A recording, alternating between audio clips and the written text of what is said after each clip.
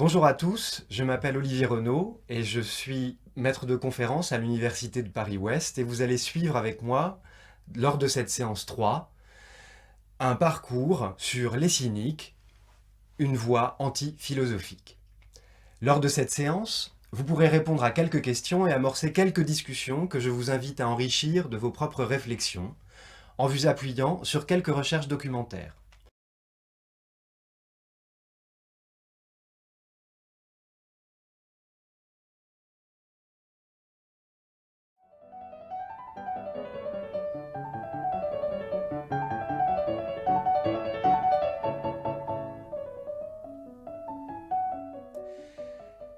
La philosophie a été définie dans les séances précédentes comme mode de vie. Évaluer et hiérarchiser les modes de vie concurrents, telle est une des premières tâches de la philosophie. Mais la philosophie commande aussi, on l'a vu, un véritable retournement, une forme de conversion, dont la conséquence est immédiatement visible, celle de la transformation de sa propre vie en conformité avec le savoir. Le mode de vie du philosophe, à l'époque antique, semblait suffisamment étrange pour que nous soit parvenue toute une série d'anecdotes sur la façon dont le philosophe ou le savant vivait. Un Thalès tombant dans un puits alors qu'il regardait les étoiles, un Héraclite vivant en retrait et formulant des énigmes, et d'autres figures encore. Mais parmi les écoles philosophiques du IVe siècle, il y en a une qui se singularise par la radicalité du mode de vie impliqué par la pratique de la philosophie. Le cynisme. C'est la position du personnage cynique que nous allons examiner aujourd'hui. Commençons par nous interroger sur le terme de cynisme. Au sens courant, cynique désigne une attitude désabusée et provocante, qui à la fois condamne le sérieux des principes et insiste sur la vanité des valeurs morales. Pire, et c'est le sens que nous utilisons principalement, le cynique est celui qui piétine la convenance, au risque de paraître inhumain.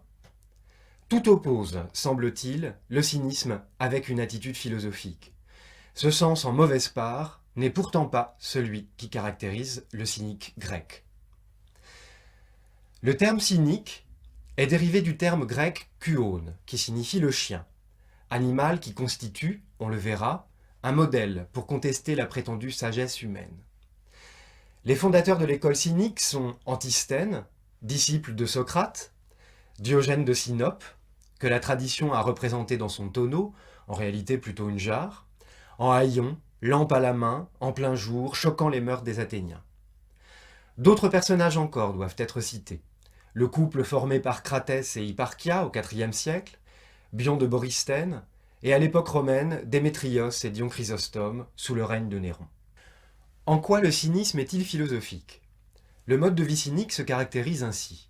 Premièrement, c'est une vie menée dans l'indigence et aux marges de la cité. Deuxièmement, ce mode de vie conteste le pouvoir et les mœurs dominantes, au besoin en les singeant. Troisièmement, cette attitude est à la recherche d'une vie fondée sur la nature, dont l'animal est un modèle. Alors pourquoi se demander si le cynisme est anti-philosophique, comme l'indique le titre de cette séance ? Le cynisme peut paraître anti-philosophique tout d'abord parce qu'on dit souvent qu'il est un raccourci vers la vertu. Une vertu que les autres philosophes cherchaient patiemment, tout au long de la vie, par la connaissance. Le cynisme promeut donc une voie courte, qui s'oppose à la définition de la philosophie comme pratique scientifique longue et patiente. Elle peut être dite anti-philosophique en un autre sens encore. Dans la mesure où elle conteste à la philosophie dominante son pouvoir de régler la vie des hommes, elle est anti-philosophique. Après tout, le cynisme pourrait bien être anti-philosophique puisqu'il promeut un mode de vie à part, en marge des valeurs consacrées, en marge de la cité, en marge de la vie ordinaire, à l'image des représentations picturales de Diogène, où l'on aperçoit, au second plan, une agora. Il serait pourtant trop simple de reléguer le cynisme à une simple entreprise de contestation. Elle est en effet une authentique philosophie. D'abord, le cynisme repose sur une anthropologie, où la nature, on l'a dit, constitue un modèle. Ensuite, il promeut certains principes de conduite de vie, sur le sens du plaisir, l'importance de la liberté, l'exigence de simplicité, à la limite de la rusticité d'ailleurs. Enfin, Le cynisme prescrit des exercices précis, dénuement, autonomie, libération des conventions. Autrement dit, une ascèse. Il s'agit donc de répondre philosophiquement à un ensemble de questions concernant la connaissance, l'éthique et la politique. Le cynisme peut être conçu comme une certaine pratique de la philosophie et certainement pas ce qui l'en empêche.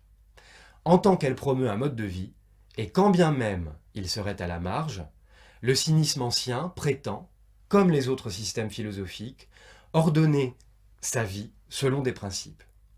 À ce titre, le cynisme ancien n'est pas une voie anti-philosophique. Au contraire, le cynisme inscrit dans le corps même de l'individu des principes de vie qu'on ne doit pas se contenter d'approuver en pensée.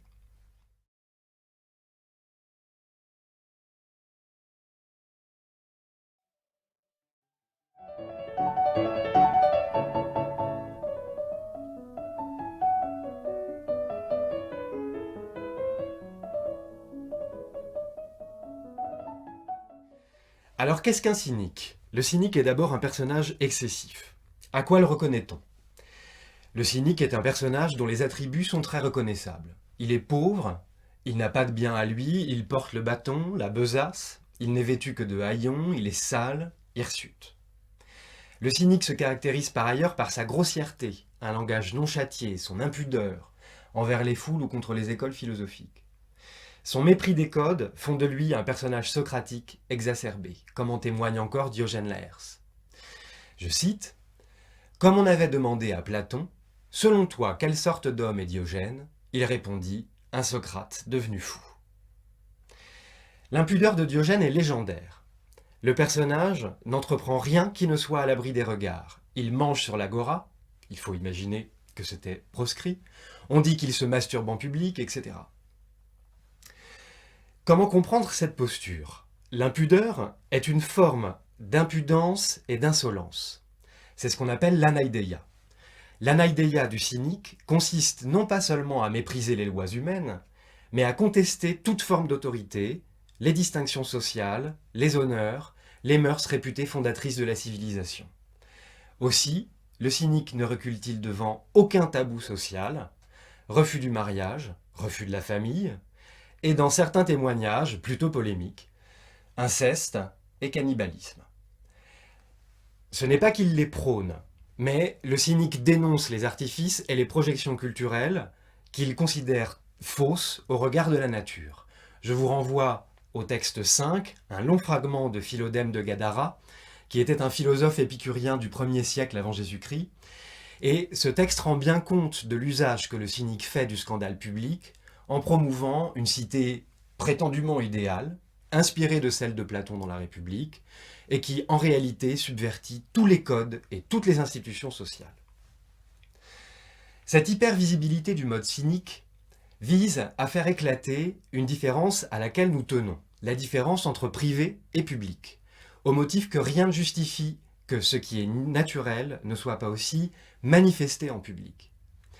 Les nombreuses anecdotes, parfois grossières, parfois plus profondes, qui rendent compte de l'hypervisibilité cynique, ont pour vocation de renvoyer la cité actuelle, celle dans laquelle nous vivons, à son artificialité, à des valeurs factices dont on doit se jouer pour mieux faire apparaître face à la cité construite un modèle de vie naturel.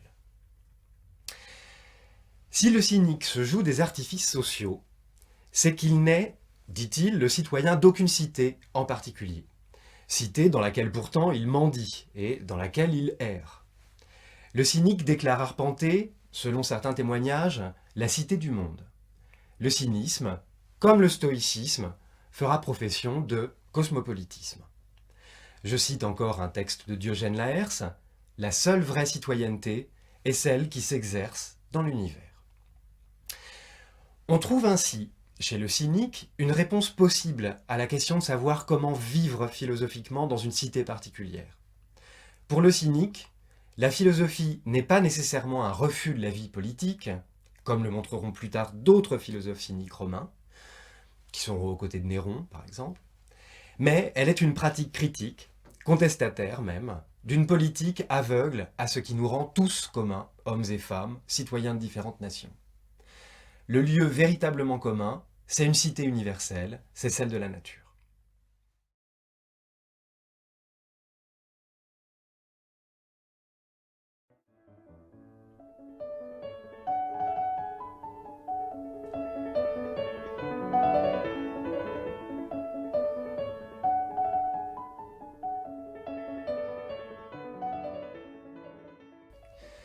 Passons maintenant à ce qui caractérise l'ascèse cynique. Le cynique se distingue des autres philosophies de l'époque ancienne par son attachement, on l'a dit en introduction, à une voie courte vers la vertu. Ce qu'on a appelé un raccourci, pour reprendre l'expression de Diogène Laërce dans son livre 6 au paragraphe 104. Cette voie courte consiste en une ascèse que nous allons détailler. Premièrement, et je partirai du texte 7, une lettre apocryphe, inauthentique probablement, de Diogène de Sinope adressée à un certain Hykétas. Dans cette lettre, il nous est dit qu'il existe deux voies pour atteindre la vertu, une voie longue et une voie courte. Quelles sont ces voies? La voie longue, c'est probablement la vie théorétique ou contemplative, faite de science et d'apprentissage. Cette voie longue est opposée à l'exercice quotidien et pratique, c'est-à-dire une voie courte. À la parole, donc, au logos, le cynique va opposer l'évidence du fait et l'exercice. Au lieu de dispenser un enseignement théorique, le cynique va proposer une sagesse simple, directe et faite d'exercices quotidiens. Voyez par exemple la manière dont Diogène de Sinope a, selon des témoignages de Diogène Laërce, éduqué les enfants de Xéniade. Une illustration de l'attachement du cynique à la pratique philosophique est le renversement, souvent cinglant, d'une situation à partir d'une petite phrase, d'une maxime, qui exhorte à renverser et à questionner son propre mode de vie. C'est ce qu'on appelle une crie. Une crie, c'est une anecdote, une historiette, une courte sentence, visant à établir, souvent par un bon mot, l'adéquation des principes de vie d'un individu avec son action. Voyez par exemple le texte 9. Et je prendrai un exemple bien connu, puisque l'épisode fit grand bruit, c'est la manière dont Diogène répondit à Alexandre le Grand, je cite Diogène Laërce, « Alors qu'il prenait le soleil au Cranéion, Alexandre survint, qui lui dit « Demande-moi ce que tu veux. » Et lui, Diogène, de dire « Cesse de me faire de l'ombre. » Cette voie courte n'est cependant pas plus facile. Le cynique souligne la nécessité d'harmoniser son discours et ses actions.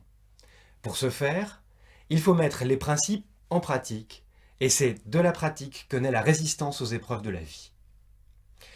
Un long passage de Diogène Laërce, c'est votre texte 11, définit l'ascèse cynique de deux manières. D'abord, c'est une ascèse psychique, et ensuite une ascèse corporelle. Un double exercice, donc, de nettoyage des représentations, pour employer une expression stoïcienne, et un exercice corporel d'autosuffisance, de frugalité.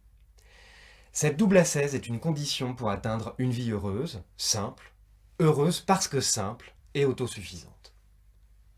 La voie courte vers la vertu n'est pas, comme on aurait pu le croire, une voie rapide.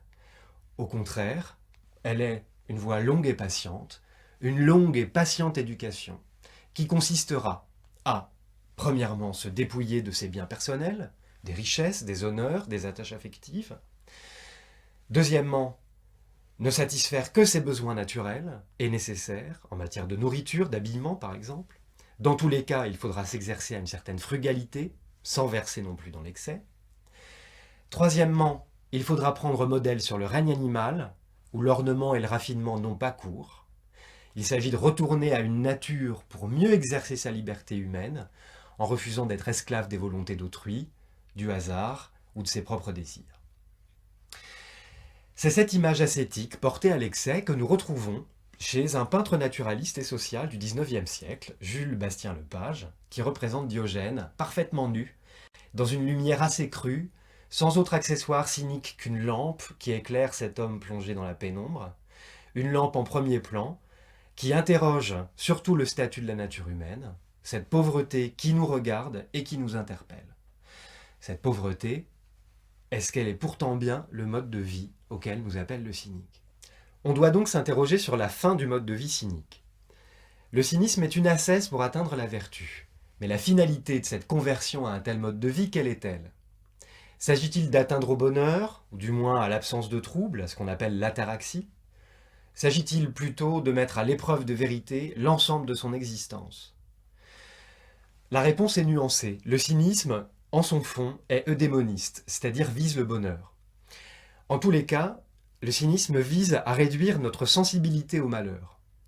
C'est pourquoi, par exemple, le cynique ne critique que le plaisir raffiné du civilisé, mais jamais il ne condamne le plaisir en lui-même. L'endurance au malheur, quelque forme qu'il prenne, maladie, pauvreté, aliénation, esclavage, est une condition du bonheur tout au long de la vie.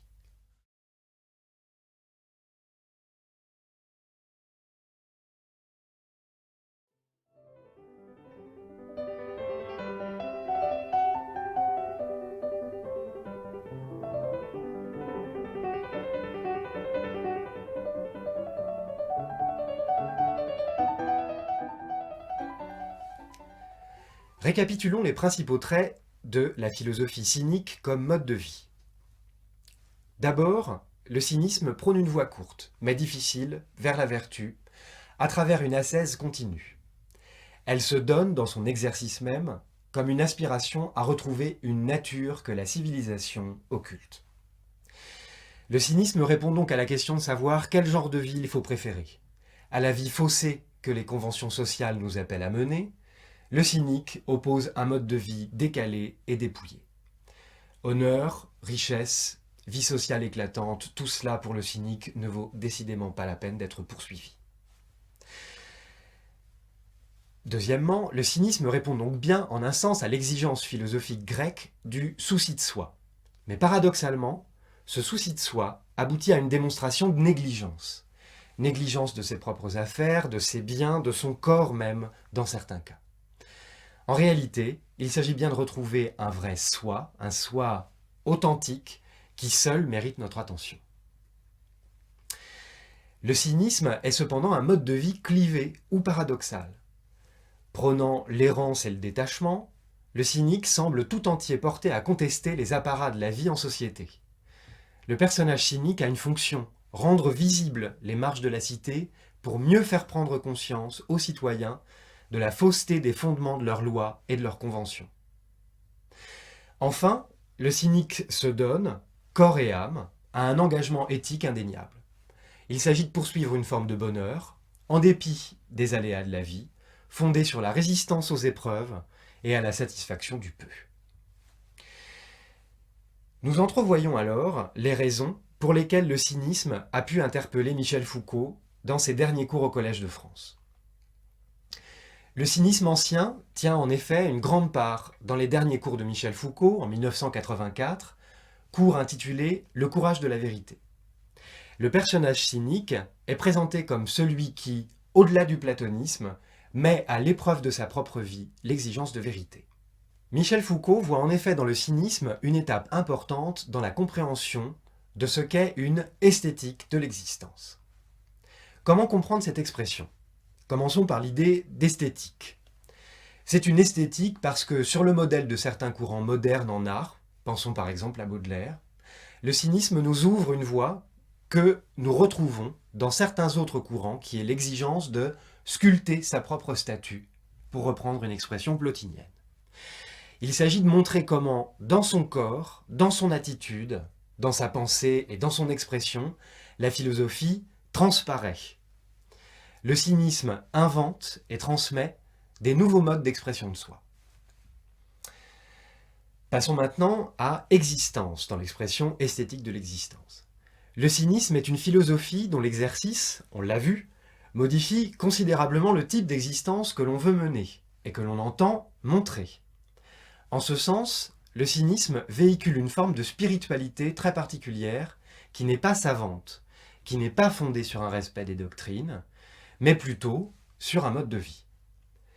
Foucault souligne, avec raison, que le cynisme nous apparaît encore comme un mode de vie philosophique, précisément parce que la transmission du mode de vie cynique n'est pas textuelle, c'est-à-dire qu'elle ne repose pas sur un corps de doctrine. Cette transmission pour employer l'expression de Michel Foucault, est plutôt gestuelle.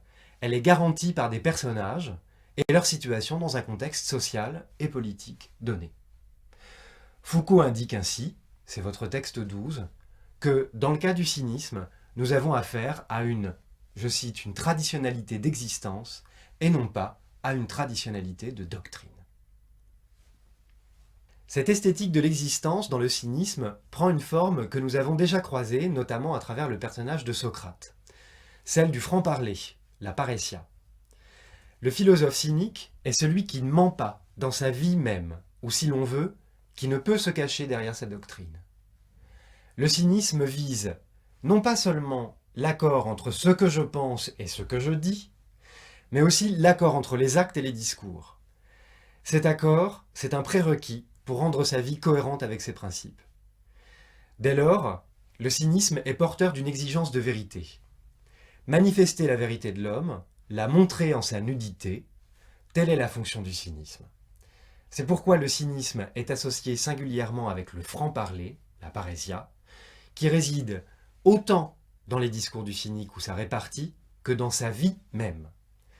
Le cynisme est donc l'épreuve de la vérité dans sa propre vie.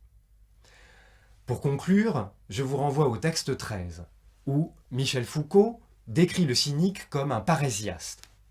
En ne mentant pas sur sa propre vie, le cynique devient la pierre de touche des modes de vie d'autrui.